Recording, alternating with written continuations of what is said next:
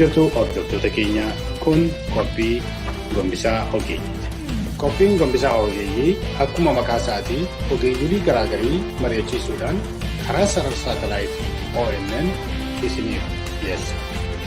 Qophii kan karaa yuutuubii yookiin feesbuukiidhaanis argachuu akkuma dandeessan laayikii gochuu yookiin immoo sheer gochuus hin dagatinaa. Feesaan an Salamuun Namarraati.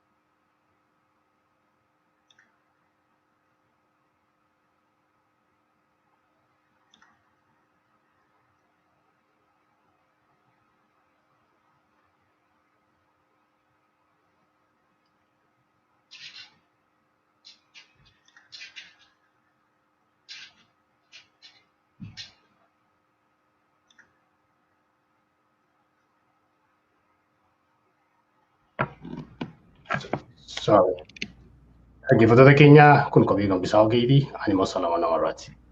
Har'a keessummaa addaa qabatee jira Dr. Truman. Dr. Truman wajjin mareen keenya kan gaggeessinu afaan Ingiliziin ta'a jechaadha. Dr. Truman, welcome to ONN. It is an honor for me to have you on ONN. To give you a background a little bit for our audience, our viewers, Dr. Truman have been working for Oromo People for a long time. He's a long-time friend of Oromo People, and we honor him to have him as partner, and friends, and family right now. He's been advocating for Oromo's human rights, especially in 1994. He wrote a lot of articles and reports, and still he's working with Oromo Support Group regarding human rights and abuses in Ethiopia and Oromo in general. So today we're going to discuss about the current situation in Oromia in general in Ethiopia. What is the solution and how we get out of this mess? Dr. Truman, welcome. Again, thank you very much for inviting me. Yeah, thank you. I would really like to say thank you for coming to our network and accepting our invitation. So let's get started right now. Dr. Truman, recently I have seen you write an article generally saying an imperial narratives get recycled. Based on that one, you kind of touched on basic or mainly main topics about Oromo issues, general Ethiopia issues, and the crisis of federal system. So, what do you think, or what do you think how the Ethiopian situation right now, from your point of view? From what I've heard, the situation is as bad as at any time under the regime of the TPLF. We are getting people rounded up on the streets. We're getting people taken from their homes, shot in front of their parents or shot in front of their children, or dragged off to a local military camp where they're tortured to death. We're seeing in recent days, in August, we saw a huge acceleration of killings. I believe this was a planned protest by Kero Karare, but possibly exacerbated by the reported illness of Jawar Mohammed when he appeared in court. But certainly after his appearance on the 17th, there were some killings in the east, but the number of killings on the 18th and the 19th were horrendous. We've got names of people killed, 98 people killed within a very short period in August alone. And we're seeing tens, possibly hundreds of thousands being arrested and held in horrible military camps, and prisons bursting at the seams, so much so that they're having to use private houses to accommodate detainees now. This is as bad as any time under the TPLF. and the causes are they have parallels, but they're not entirely the same, and the risks are not entirely the same as they were. But the parallels with 1991, 1992 are striking.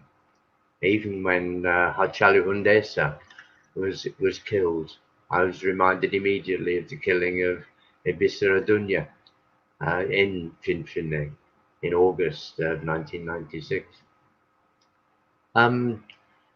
Yeah, it's creepily similar to what happened 29 years ago, and very disturbing. So, in your observation, many people are trying to compare TPLF with current government, especially Dr. Abiy government. The hope was to transition from the dictatorship in terms of TPLF to the more democratic system. But people are trying to compare that the TPLF is the worst one or the PP is the worst one in terms of human rights. How do you see you've been with Oromo people, especially in Ethiopia, you've been reading and writing a lot of articles about human rights abuse. When you compare between TPLF and the current government, how do you see in terms of human rights abuse there? It's very difficult to compare one regime with another in terms of the severity of human rights abuses, because an act of parliament can destroy the lives of millions of people, but you don't detect that the effects of that for years to come. It's certainly there has been no change in the underlying problem in Ethiopia, which is racism against those people that were overrun in the 19th century. It's as simple as that. It is a standard colonization thing, but instead of being assimilated and given a fair share of the cake, the conquered peoples, the peoples who were incorporated in the empire against their will, have never had a fair slice of the cake, a fair shake of the dice. They've never been represented properly in the national political body, really. Yet the TPLF did give some regional autonomy to the regions, and that's why we got the benefits that the OLF gave us. The being taught in Afan Oromo, at least up to primary school level, and being tried in court in your own language, and to have your own language written in an alphabet that made sense in that language, the Kube. These are wonderful achievements, and they only occurred because the TPLF allowed some degree of regional autonomy. The present regime still has the underlying racist attitude to areas outside the north, peoples to the south, the southern 2/3 of the old Ethiopian Empire, anything other than the original Abyssinia, basically. These areas are not sufficiently represented in the current political setup. They don't have weight behind them, and they're being pushed around. As you can see, Tigray is standing up to the Prosperity Party, and what that's going to, how that is going to unfold, I do not know. We see the TPLF apparently being encouraged or interpreted as joining forces with the Oromo Freedom Nationalist movement, but I don't think that's a reality. I think that's an invention by paranoid Amharians, to be honest. But we have to be aware that nobody has got the Oromo interests at heart, not the TPLF and not the Prosperity Party by any means. And this is absolutely apparent by their actions. Although they're very fond of spinning conspiracy theories that the Oromo Federalist Congress and the OLF were actually behind the assassination of Hachalu Hundessa and behind atrocities committed against non-Oromo within the Oromia region. These are all false allegations, obviously, and it's so blatantly obvious what is going on when you just see the facts on the ground. The number of people that are being killed, the number of people are being put in prison, the number of people being tortured, and we see even young girls taken into military camps now and raped. This is atrocious behaviour. It's the government acting as a terrorist against its own population. And this is just like it was in 1992. The soldiers just walk into people's houses and shoot or take people out and get them tortured to death. It's as bad as it ever has been. The amount of support from the West possibly isn't as great as it was in 1991. We're, after all, getting some sort of reprimand over the new dam from the USA, but nobody's complaining about the human rights abuses that are going on. We're getting even Oromo friends are not complaining. People I knew and respected, Lencho Lata, Dima Nogo, Lencho Bhati, Hassan Hussein. These are all people with high principle. Where's their voice of concern about the current atrocities going on in their region, in Oromia region? Where's the noise that should be being made by everybody across the planet about these abuses? Sorry, I've rabbited on a bit. No, you're doing good. And that is a question for everybody. Where are those big voices in Oromo struggle, Oromo nation, or culture, in the way you say it? But we're still waiting for them to say something. Let me take you back in terms of your article on August 14th. You write, as the title of your article is saying, an imperial narrative gets recycled. What does that mean to you? What do you mean by that? It means that the Prosperity Party are not trying to take the Oromo cause back to 1991. They're trying to take it back to 1974, the imperial days, the days of the emperor. Well, up to 1974. So there's a single entity of Ethiopia, which is always seen through the lens of Amhara culture, with the Amhara calendar, alphabet, and the outdated years system. Yeah, so even some Oromo people are actually arguing that the struggle around now in Ethiopia is the struggle between the past and the future. Mostly, just like you mentioned in your article, if I can sum it up in a couple of lines and say, the idea of dominance in Ethiopian problem from especially particular people, cultural dominance in terms of language and religion, and then the second one is a sense of entitlement from or superiority from other group of Ethiopian people, and then the other one is sense of racism is an issue. And in Oromo part or southern part of Ethiopia is standing against that one. But given Dr. Abiy's the way he claimed it, I don't know for sure he's from Oromo. And how do you see that Dr. Abiy is going to accept in terms of superiority, language, and we kind of struggling between that one. What do you think about that? The political elite in any country tend to collect together and think together and get divorced from what their roots were. And I suspect that Abiy has fallen into that trap. I don't know the extent of his powers when he used to work within the security system.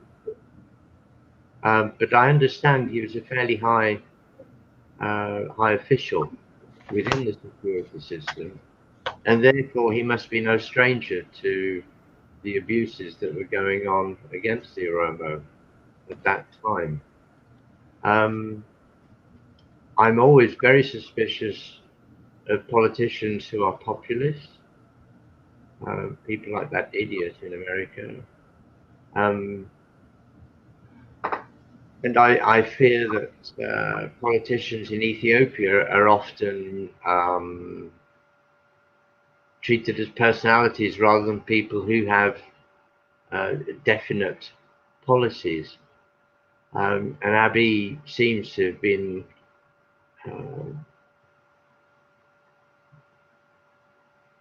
forced along by a wave of popular support because he was saying the right things and saying what everybody wanted to hear and pleasing every group that he spoke to. But he was promising one thing to one group and another thing to another group. And he's interested more in Abiy than he is in Ethiopia, I think. And anybody who's got an ounce of common sense can see that the only way forward, if you want to keep an entity called Ethiopia, the only way forward is to allow a degree of regional autonomy and to make sure that everybody can express their own culture and be involved in decision making at an appropriate level for their region or district or country or whatever. Yeah, so as you see in Ethiopia right now, thousands of people in jail. And the Tigray region is just completed election right now. And the country's economy is going in very different direction. And where do you think this all conflict potentially may go? I don't know. I'm not a historian. I'm not an expert on politics. It strikes me that Tigray has got what it wanted from its takeover in 1991. It was encouraged by the USA to be the dominant group over the whole empire. So the USA people they could bargain with, that they knew and respected and had a relationship with, and I believe that they were persuaded by the Americans to take on the whole empire, but they only wanted it for a fixed time. I believe one Tigrayan politician was overheard speaking to a German diplomat in 1991 that the Derg had the Oromo resources for 17 years. We'll have them for at least 12. And they did darn good, didn't they? They had them for 29 years rather than 12 years. And with that, they built up a new country with airport, international airport, medical school, hospitals, defense forces, air force. The Tigray has set itself up to be an independent country if necessary, and that's why they're encouraging the Oromo nationalists now to weaken the power base of the Amharas. So, what do you think of the implication of that, the Tigray region election, in terms of other federal regional governments? I think it makes economic sense for there to be as much cooperation between regions of Ethiopia as possible, and so that you have a single policy regarding international air travel, for example. And there are things that are more efficiently done at a big national and some at a supranational level, and those should be organized at that level. But wherever there's a group of people who want to speak in one language and want to have one set of rules that applies to them, then that's human right. That's what self-determination is all about. And if Tigray would like to be part of an equal partner within a federal setup of Ethiopia, that's great.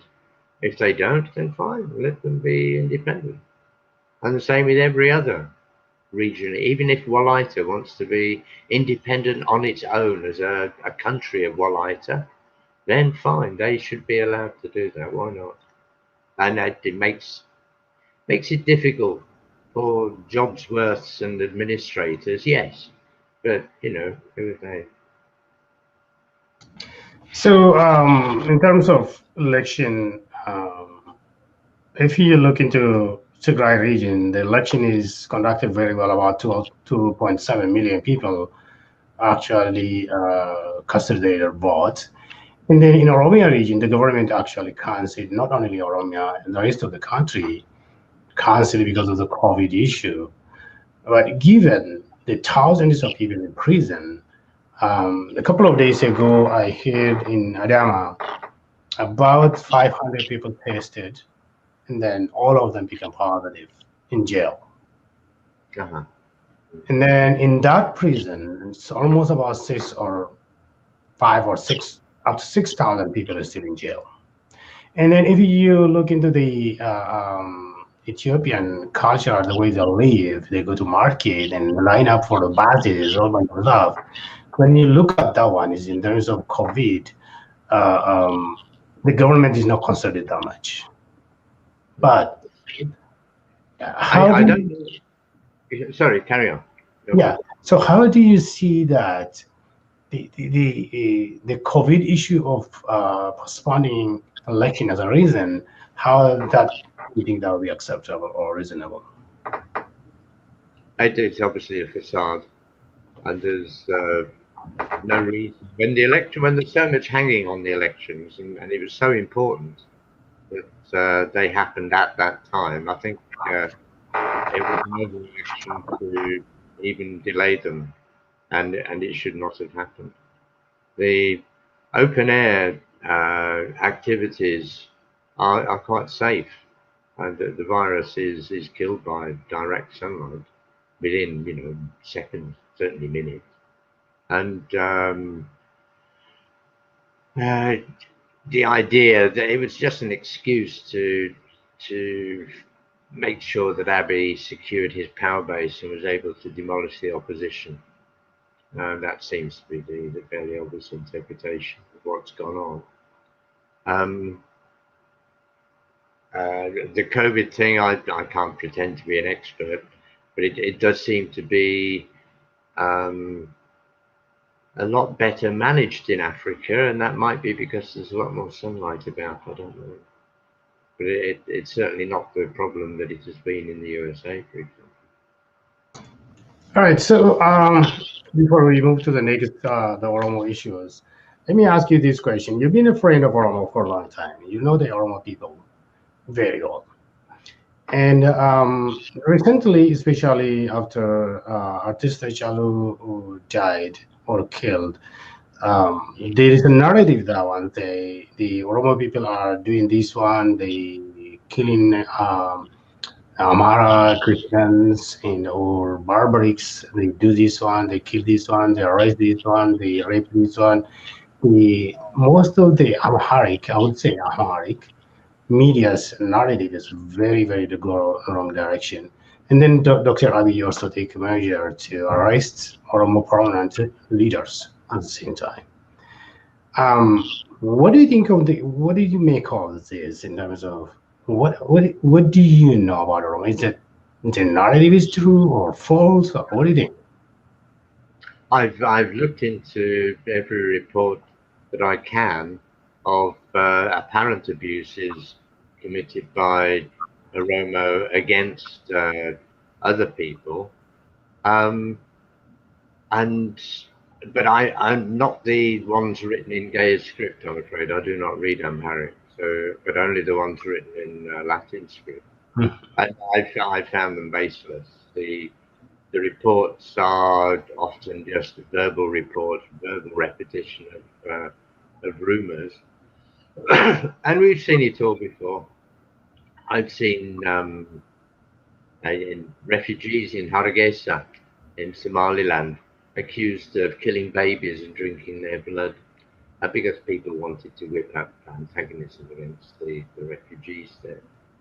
Do you remember the Badeno massacre, so-called Badeno Yeah. massacre, Yes, back I in remember that. 1994, was it? Yes. Um, well, the story was that the OLF massacred 100 plus Amhara peasants and threw them off a cliff edge at a place called Badeno.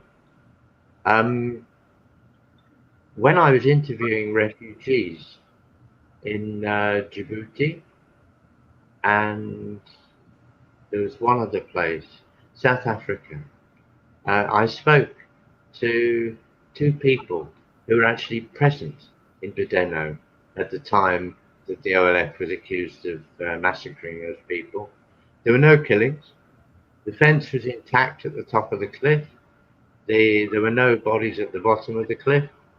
The OLF had left the area at the time of the reported atrocities, and the only killing was that of an Oromo sheikh by the TPLF forces after their arrival. And that was the basis, and that was all there was to the massacre at at Verdeno. And it's the same with these current reports, I'm quite sure. But if by any chance there are any real incidents like this, then they should be thoroughly documented and investigated. I'd be the first one to say that they ought to be so. But I'm afraid the control or relative control over the media, the national media, international media, and social media in at least in Ethiopia and perhaps in the USA tends to be dominated by people with an inherent bias against the Oromo and a willingness to circulate that sort of false news. Thank you, Dr. Freeman. Let me move into the Oromo case.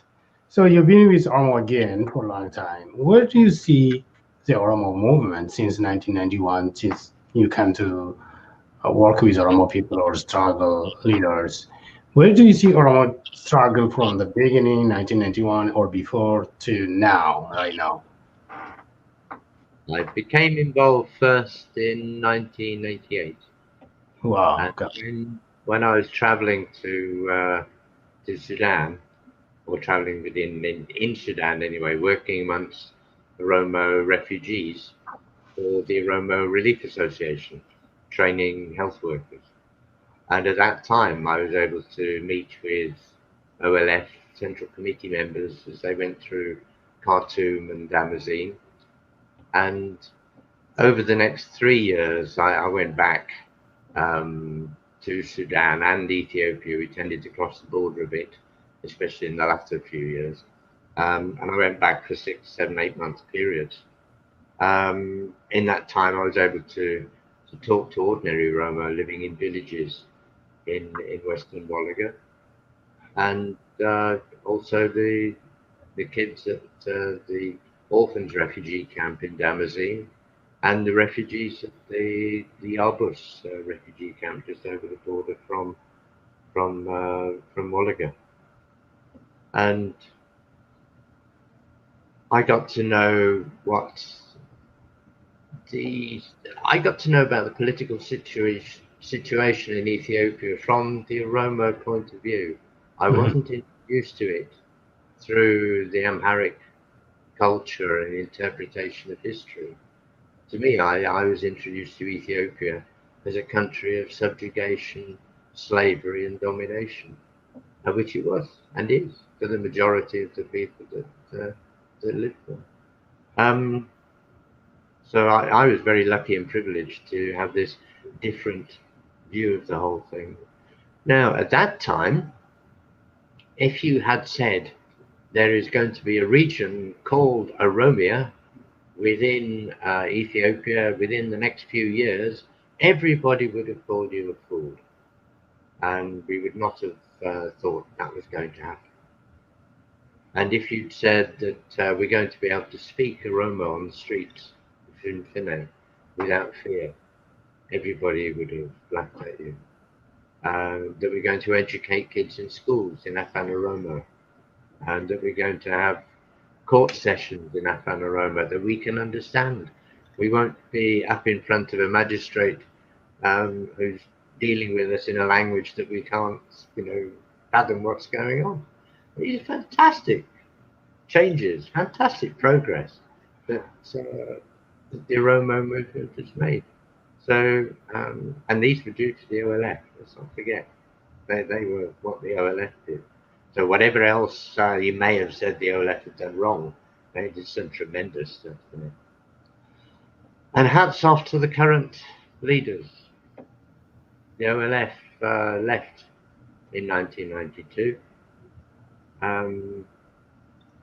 They were encouraged to go because they were told by Meles Zenawi that their personal safety could not be any longer guaranteed. When they left, they got return air tickets. Did you know that? Mm-hmm. But obviously they didn't take those up. The current leaders have stayed, and they're in prison, and that's the best place. That's better than being in America or being in Canada or being in Kenya.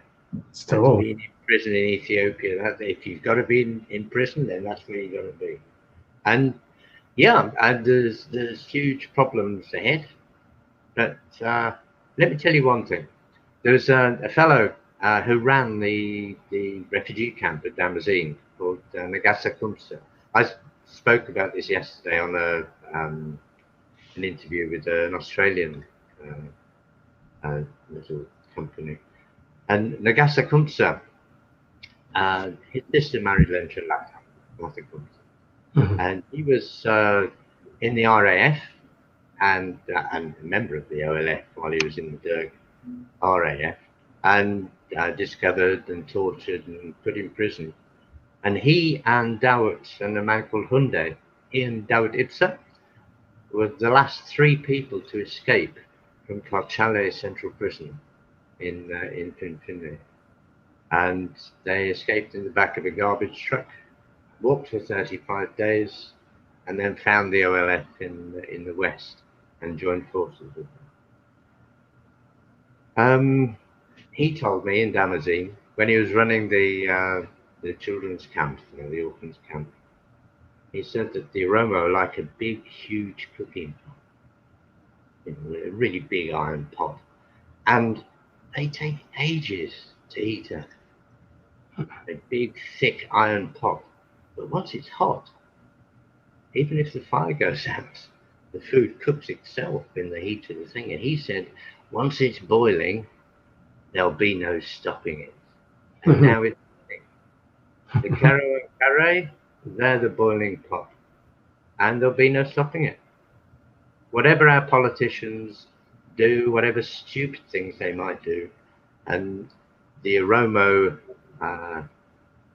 the Karo and Kare generation, they are the ones who are winning, and they will win, whatever happens. You can't put 40 million people in prison.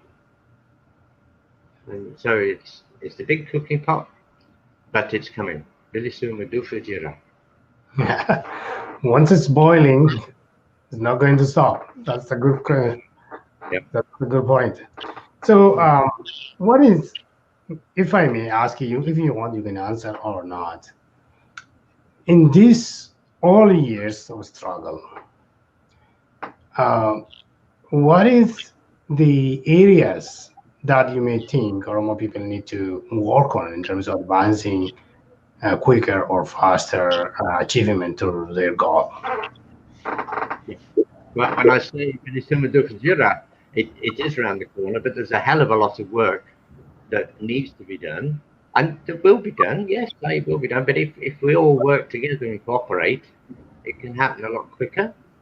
And if we do the right things, we can save a lot of lives. Two things we need to do, I think, above everything else. One is education and information. We need to tell people around the whole world what is going on in Ethiopia, and try to dispel these myths of ethno-nationalist terrorists disturbing this perfectly tranquil, content state. And obviously that's not really the case. The terrorists or the government has clearly seen of the abuses that I've been writing about in the last few weeks. One, information, get that out there. So nobody with an ounce of interest or attachment to Ethiopia is unaware of the abuses that are going on there.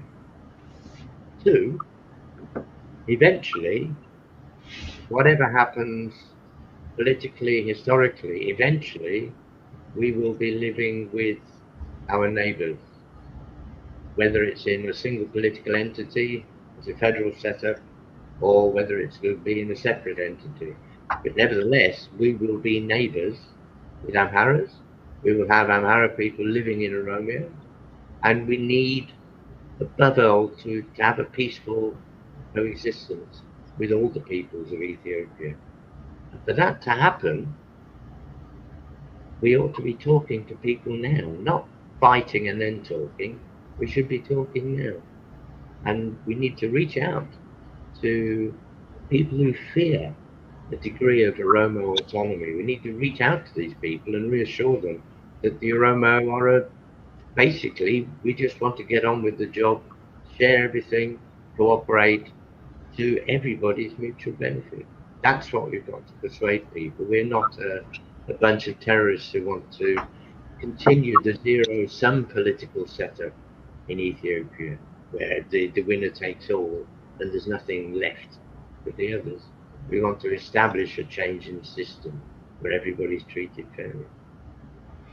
Yeah. So yeah, one of the questions always coming to among Oromo or been in discussion, I would say, in Oromo is some of them are we can democratize Ethiopia. And then the other part is saying, no, Ethiopia cannot be democratized. We have to be separated. We have to be separate from the Ethiopia, and we have to have our independence separately. So this argument is sometimes kind of confusing among the Oromo people to discussion, because all of them have a reason in terms of provide the reason why this is not happening, this should be happening, we should go this way on that way kind of thing. What do you think? Which one is democratization of Ethiopia? Is it working? Do you think it's going to work? One of the original things that was on the OLF manifesto back in the end of 1974, I think was that the future of Oromia should be decided by a popular vote, whether to remain part of Ethiopia or not. And I don't see if there's anything wrong with that as a manifesto pledge. And it's up to the people. And you cannot impose a system on people any more than you can impose a government on people. People resist that, and then you get more violent as you try and impose the system you want to impose on. So let's skip the violent bit and just get on with having a system that people design themselves and want to work in. As I said before, it's a human right. You should be able to decide the political system that you want to be governed by. Simple as that. And the people who are part of that system, your governments, that's what democracy is all about. And democracy began in Oromia, as we well know. Yeah, so how about this question about the debate between Oromo people themselves? Do you see a clear vision? Yes, OLF have established a lot of principles, and they already know where to go, what is their goal. And then the other parties, again, like I say, some of them are democratization, then they come back and forth between this. Do you think, I mean, some of civic organizations are working through whichever direction they want. The organization are working whichever direction they want. Some people are complaining they don't listen to each other sometimes. What do you think of when you have a lot of communication and relationship with prominent Oromo people? What do you think of that? I can't say I have a lot of interaction with prominent Oromo anymore. I speak with one or two dear friends in London who are very well connected, but that's about it. And occasionally people in the USA that I know well. I'm sorry, I forgot the essence of the question, Solomon. Yeah, I don't know. I am just saying, what do you Sorry. think? When you observe as third person observant, do you think Oromo people are, or different groups of Oromo people are cohesively working together? Yeah, yeah.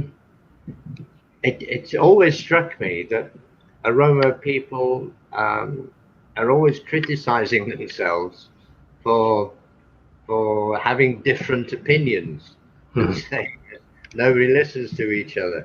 And sure, yeah, people don't listen to each other very much, but it's to be celebrated that people have different opinions, isn't it? And it'd be a terrible thing if there was only one political party in Oromia. Um, in terms of democratizing Ethiopia, as opposed to having regional autonomy, ultimately, I would love for there to be no politics based on anything related to ethnicity. I would like ethnicity to be totally removed from any political debate. But having said that, the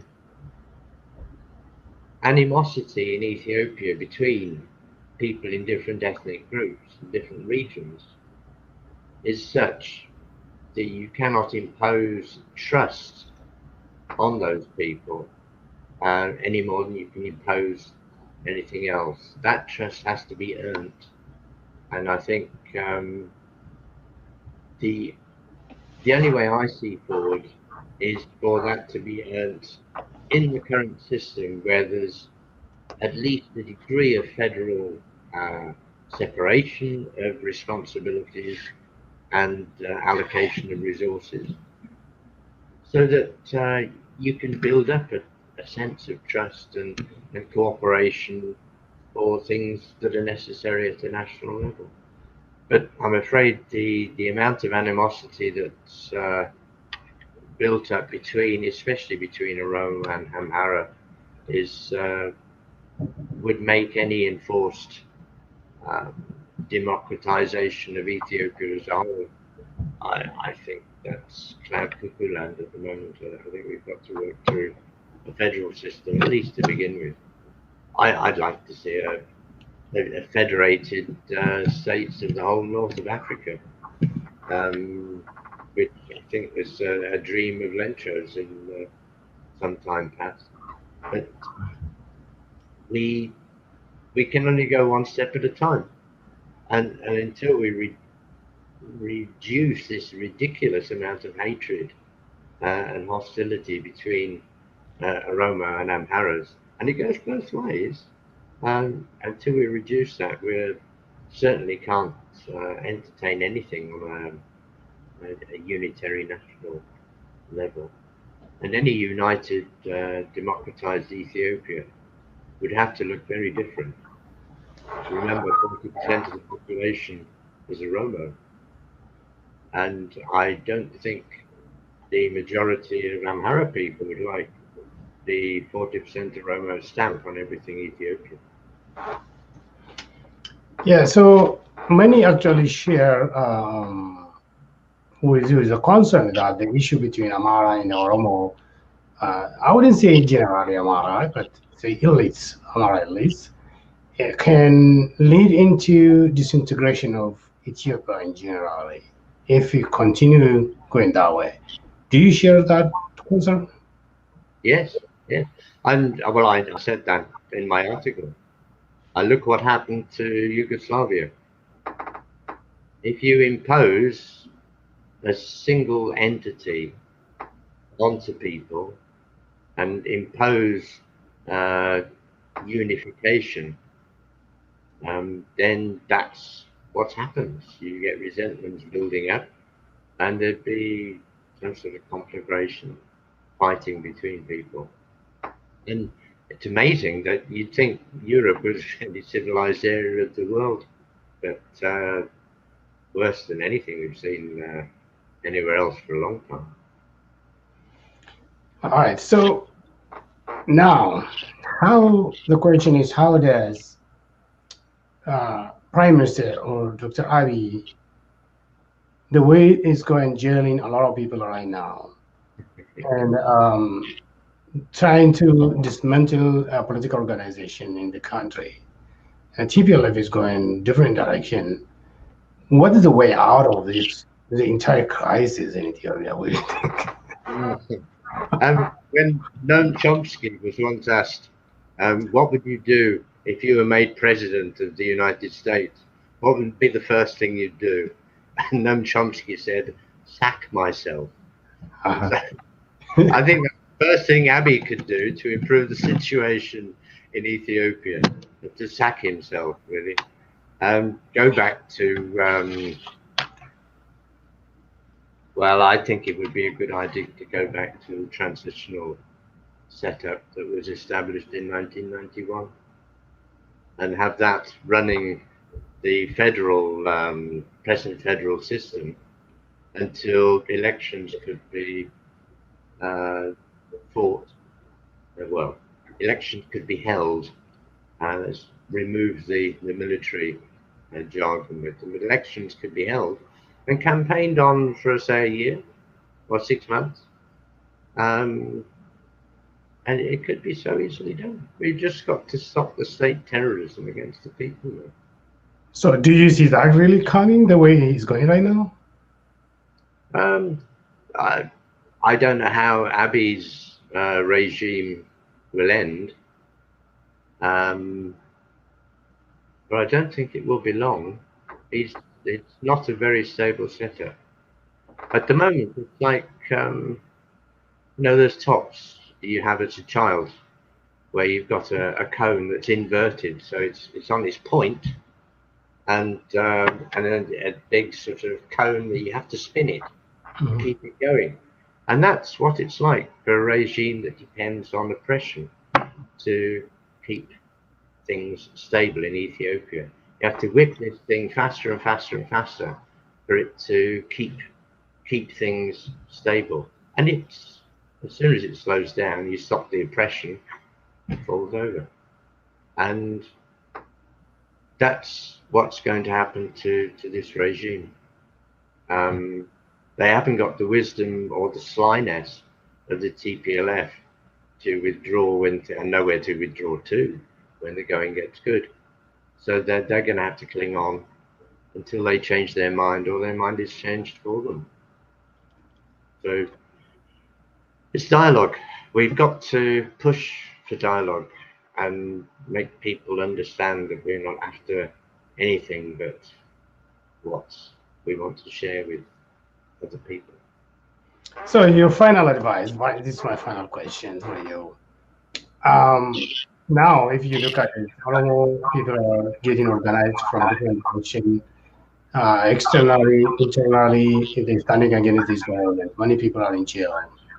So, to bring an end to this long coming struggle, what should us Oromo people we have to do to make an end to this?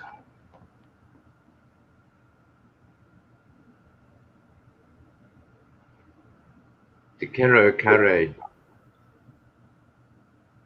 generation are the ones who are carrying this through. They're the ones whose sacrifices and selfless devotion to this in a peaceful way is what's enabled progress to be made so far.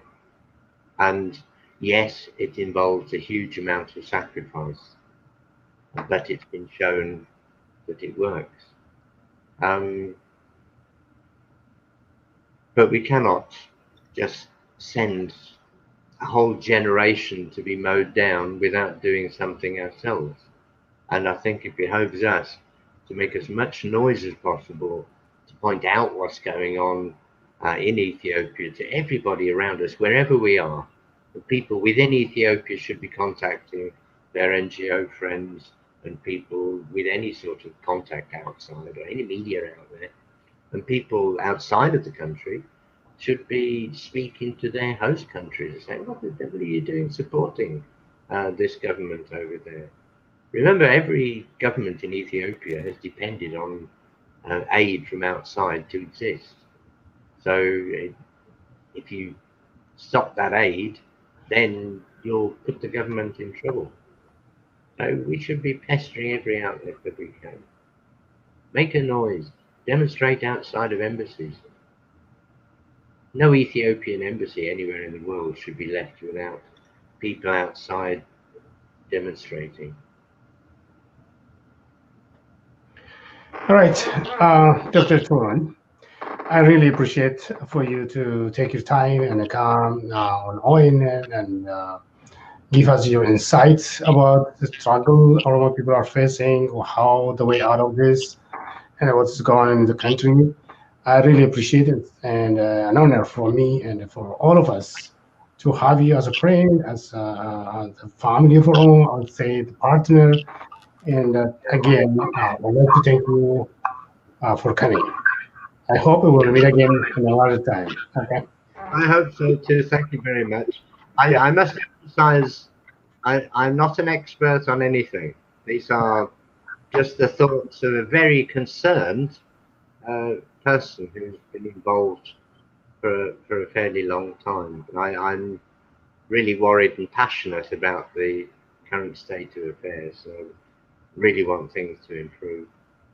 So thank you for letting me rant on. All right. Thank you so much. I appreciate that. Hopefully, I'll see you again.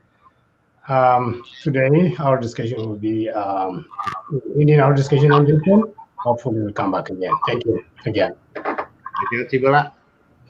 Again.